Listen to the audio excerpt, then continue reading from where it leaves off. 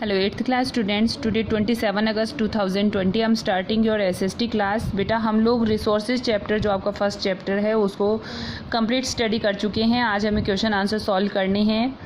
तो देखिए आपका फर्स्ट क्वेश्चन है, why are resources distributed unequally over the earth. जो रिसोर्सेज हैं वो अर्थ पर अनइक्वली डिस्ट्रीब्यूटेड क्यों हैं। तो ये आंसर देखिए यहाँ पे, The distribution of natural resources depends upon number of physical factors like terrain, climate and altitude.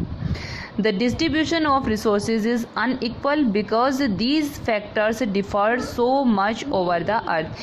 कि ये जो सारे factors हैं ये अर्थ पर अलग अलग मात्रा में डिस्ट्रीब्यूटेड हैं, इनकी वजह से जो resources हैं वो भी unequally बेस्ड हैं या अनइक्वल हैं हमारे अर्थ पर। ठीक है, फर्स्ट का आंसर हो गया। Second question, what is resource conservation. Resource conservation क्या है, ये रहा resource conservation. Using resources carefully and giving them time to get renewed is called resource conservation. ठीक है। Next question, why are human resources important. जो human resource हैं वो important क्यों होते हैं। तो यहाँ से लिखना थर्ड का answer, people can make the best use of nature to create more resources when they have the knowledge, skill and the technology to do so. That is why human beings are special resources. ठीक है।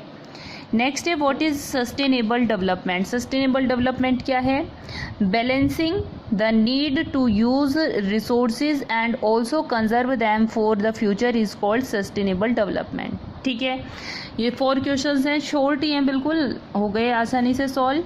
Next देखिए, tick the correct answer. Which one of the following does not make substance a resource. इनमें से कौन सा ऐसा substance है जो किसी भी चीज़ को रिसोर्स बनने में हेल्पफुल नहीं है। यूटिलिटी होनी चाहिए, वैल्यू होनी चाहिए, लेकिन क्वांटिटी मात्रा कितनी है ये रिसोर्स बनने में हेल्प नहीं करती है। Which one of the following is human made resource. इनमें से ह्यूमन मेड रिसोर्स कौन सा है, medicine to treat cancer, spring water, tropical forest. तो ये मैंने गलती से देख लिया था कि कौन सा रिसोर्स ह्यूमन मेड रिसोर्स नहीं है। ठीक है, तो ये ह्यूमन मेड रिसोर्स कौन सा है ये बताना है। तो मेडिसिन टू ट्रीट कैंसर क्या है, ह्यूमन मेड रिसोर्स है, ये हमें भगवान ने नहीं दी, इंसान ने बनाई है। Complete the statement. Non renewable resources are. Non renewable resource कौन से होते हैं, those which have limited stock. जिनका स्टॉक लिमिटेड होता है उन्हें नॉन रिन्यूएबल रिसोर्स कहा जाता है। एक्टिविटी थर्ड देखिए, रहीमन पानी राखिए बिन पानी सब सून।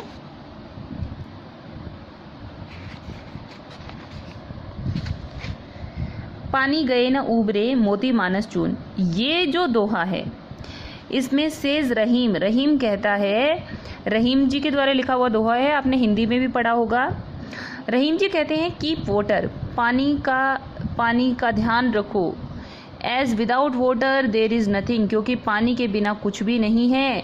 Without water pearl, swam and do can not exist. कि अगर पानी ही नहीं है तो ना पर्ल होगा, ना स्वैन होंगे, ना स्वान होंगे, ना ही डो होगा, कुछ भी नहीं हो सकता है। ठीक है ना। तो ये डो होता है मतलब वो जो आटा गूंदते हो ना, आटा गूंदते हैं तो आटा गूंदने के लिए भी पानी नहीं होगा। ठीक है ना। ये इसका है, और भी एक दूसरा मीन और निकलता है आप, लेकिन अभी उसका यहाँ पे कोई मतलब नहीं है। 2 मतलब हैं इस दोहे के, लेकिन यहाँ पर जो है पानी मतलब वाटर से लिया गया है ना। अगर आपने हिंदी में पढ़ा है तो एक पानी जो होता है शर्म के लिए आता है, लेकिन यहाँ पे शर्म के लिए नहीं, पानी के लिए यूज़ हुआ है। तो जो पानी के बिना अर्थ पर कुछ भी नहीं है, ये बात समझाई गई है। These lines were written by the poet Abdur Rahim Khan Khana. Rahim जी का पूरा नाम है अब्दुर रहीम खान खाना। ये अब्दुल रहीम खान खाना जो थे अकबर के जो 9 जेम्स थे उनमें से एक था। जो अकबर के 9 रत्न थे उनमें से एक ये रहीम जी भी थे। What kind of resource is the poet referring to. यहाँ पे जो रहीम पोइट है वो किस रिसोर्स की बात कर रहे हैं, तो आपको समझ में आ गया, पानी के बारे में बात कर रहे हैं। Right in 100 words what would happen if this resource disappeared. आपको 100 वर्ड्स राइट करने हैं इस बारे में कि अगर पानी नहीं होगा तो क्या क्या होगा। ठीक है, तो आप लगभग मतलब 10 लाइन्स आप राइट करोगे कि अगर वाटर डिसअपीयर हो जाए तो क्या क्या हो जाएगा। आप अपने घर से शुरू करो, आपके घर में क्या क्या दिक्कत होगी। ठीक है, पीने के लिए नहीं होगा, नहाने के लिए नहीं होगा, खाने के लिए नहीं होगा, डेली जो आपके जो वर्क्स होते हैं वो सारे इनकम्प्लीट हो जाएंगे। आप पानी पियोगे नहीं, ड्रिंकिंग वाटर नहीं होगा तो हम लोग मर ही जाएंगे, है ना। जो जीव जंतु हैं उनके साथ में क्या होगा, ठीक है ना, पेड़ पौधों के साथ में क्या होगा। तो ये सारी चीज़ें आपको 100 वर्ड्स यानी कि 10 लाइन्स में आपको राइट करने हैं। तो आप ये बाय सेल्फ राइट करोगे कि अगर वाटर नहीं होगा, वाटर डिसअपीयर हो गया अर्थ से, तो क्या क्या हो सकता है। ठीक है, आगे देखिए, फॉर फन, सिर्फ एक एंटरटेन के लिए एक्सरसाइज दी गई है। Pretend that you live in pre historic time. मान लीजिए कि आप प्री हिस्टोरिक टाइम में रह रहे हो ऑन हाई विंडी प्लेट्यू, और जो जगह किस जगह पे रह रहे हो जहाँ पर बहुत तेज़ हवाएं चलती हैं, ऐसे प्लेट्यू पे पठार पे रह रहे हो। What are the uses you and your friend could put the fast winds to. तो जो वो तेज़ हवाएं चल रही हैं उनका आप और आपके दोस्त क्या यूज़ करोगे। Can you call the wind a resource. क्या यहाँ पे आप जो विंड है उसको एक रिसोर्स कह सकते हो। हाँ, बिल्कुल कह सकते हैं। यहाँ पे विंड क्या है, एक रिसोर्स है। हवा जो है वो रिसोर्स है। हवा का आप कहाँ कहाँ यूज़ कर सकते हो उसके लिए आपको राइट करना है, मतलब सिर्फ अपना आपस में डिस्कशन करना है, फॉर फन है ये। Now imagine that you are living in the same place in the year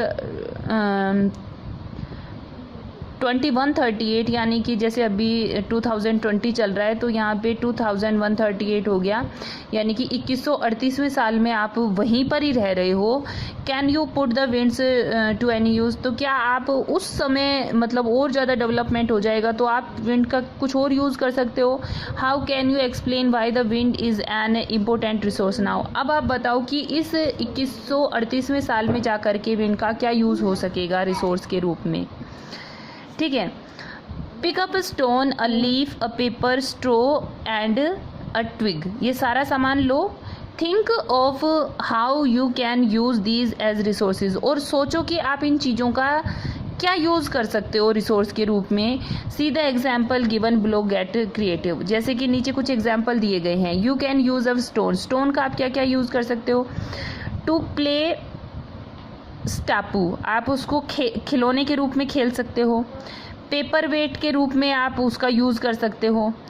crush spices, जो मसाले कूटने के लिए जैसे आपके घर में होती भी है पत्थर की जो उखली होती है, उसके लिए आप इसका यूज़ कर सकते हो। To decorate your garden room, आप किसी सुंदर स्टोन पीस का आप अपने गार्डन को, अपने रूम को सजाने के लिए यूज़ कर सकते हो।